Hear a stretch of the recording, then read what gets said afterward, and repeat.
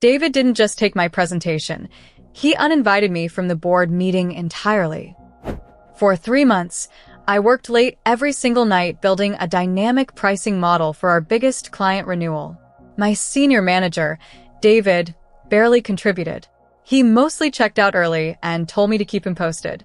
The night before the presentation to the regional VP, I finished the final build. It was a complex spreadsheet with automated forecast macros linked directly to our inventory system. I saved it in our team drive and emailed David to let him know it was ready. The next morning, I showed up to work early, dressed for the 10 o'clock presentation. At 9:45, my calendar notification vanished. David had quietly removed me from the meeting invite and locked the conference room door. Through the glass wall, I watched him connect his laptop to the main projector. He pulled up my presentation, deleted my name from the title slide, and typed his own name in bold. I took a breath and sat at my desk. I didn't barge in or cause a scene. I simply opened my administrative dashboard. 10 minutes into the meeting, the VP asked a standard question. She wanted to see how the pricing structure would hold up if shipping costs increased by 4%.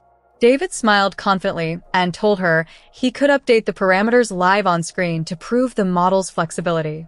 He hovered his cursor over the primary revenue cell and double-clicked to edit the formula. He had no idea I spent the previous afternoon setting up security protocols on the file. The moment his cursor clicked that cell, the projector screen froze. A massive red system prompt appeared over the entire board presentation. It read, "Security lock engaged." This proprietary formula was authored by my full name.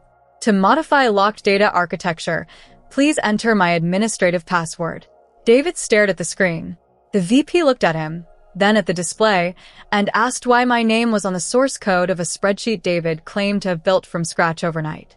David stuttered and tried to close the window, but the prompt stayed locked. 2 minutes later, my phone rang. It was the VP, asking me to walk into the room and take over. Would you have stepped in immediately, or let him walk right into the trap? Follow if you want the next one.